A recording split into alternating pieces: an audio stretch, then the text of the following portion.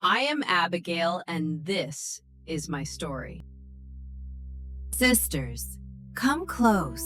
Let me tell you a story you may have heard before, but maybe not quite like this. It's about a woman who wasn't a prophet or a warrior. She didn't hold a title or perform miracles. She simply used her wisdom, and it saved lives. Her story is tucked in the pages of 1 Samuel chapter 25. But make no mistake, her courage, discernment, and faith echo through time. Let's step into her world. In the years following Samuel's declaration that David was a man after God's own heart, David was still a scrappy young warrior, a leader of men but little more than a fugitive, on the run from Saul, living in the wilderness with 600 loyal men. He was tired, hunted, and hiding, but he was still trying to live right, even in survival mode. During this time, David and his men happened upon the flock and shepherds of a wealthy man named Nabal, and they protected them. They didn't steal a single sheep, even though they were living off the land. Instead, they acted like a wall of safety around Nabal's workers in the wild. So, when the time came for Nabal's household to celebrate the harvest, a time of generosity and abundance, David sent some men to Nabal and made a respectful and reasonable request. "Please give us whatever you can spare.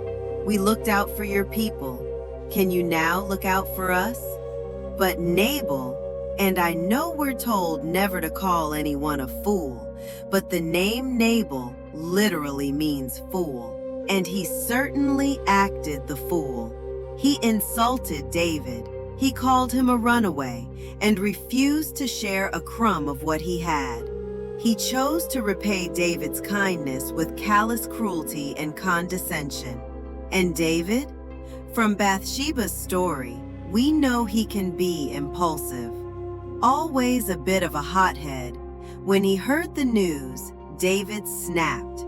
He strapped on his sword and told 400 men, "We're going to destroy every male in that household by morning."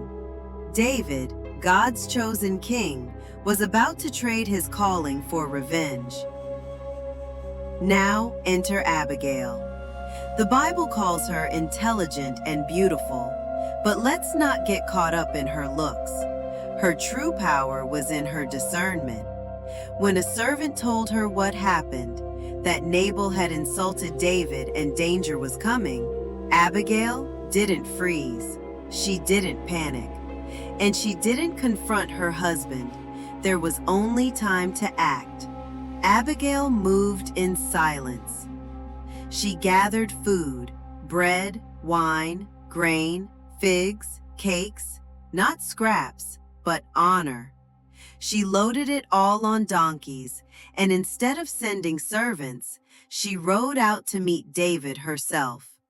Abigail realized that sometimes it's pointless to argue with a fool. Sometimes wisdom means moving quietly and with conviction to do what's right. Picture it. David and his men armed and furious, dust rising around them as they rush toward vengeance. And then, here comes Abigail. She gets off her donkey, bows low, and addresses David with humility.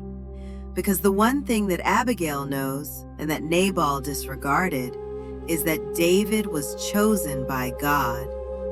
"Let the fault be mine," she says. "My husband's a fool. Please don't stain your hands with blood. Don't let this become part of your story." She doesn't flatter, she speaks truth, with humility, with wisdom, and with just the right balance of courage and calm.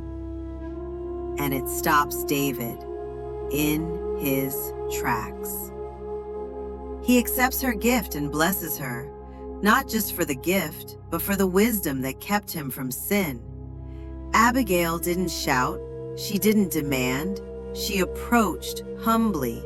She used reason, and it changed the course of history. When she returns home, Abigail finds Nabal drunk at his feast of the harvest. She doesn't say a word that night. She waits until morning. Then she tells him about the destruction that he narrowly missed.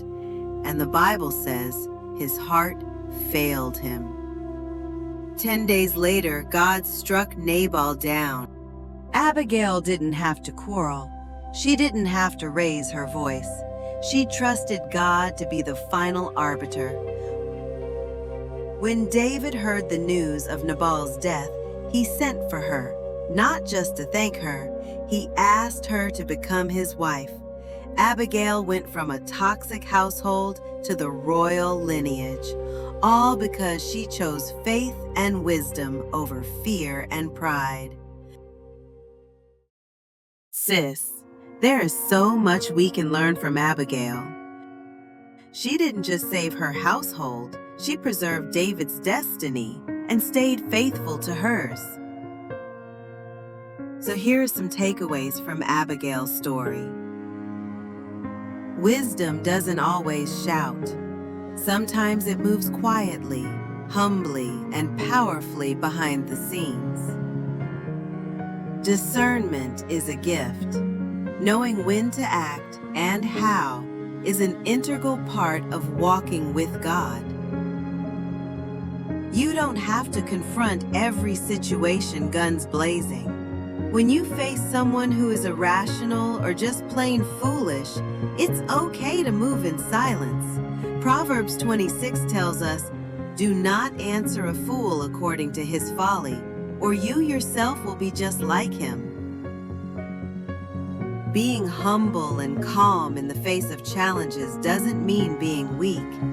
Abigail's peaceful demeanor was her power. Her reason was her shield. She used both to calm the situation and to show David a new perspective. Faith often means stepping up, even when it's risky. She rode out to meet a man ready for war and changed the outcome with words, not weapons. Abigail used what she had, wisdom, discernment, peace, and faith, to protect, to lead, and to serve. She's a reminder that God can use each of us, any of us, the quiet woman, the thoughtful woman, the peacemaker, to shift entire stories. Most of us won't move kings, but within our sphere of influence, we can make a difference just by using our everyday faith. With all that living in this age and time requires of us girls, Abigail's story is a reminder that even when unwelcome circumstances threaten to overtake us, we can stay strong, stay faithful, and stay ready.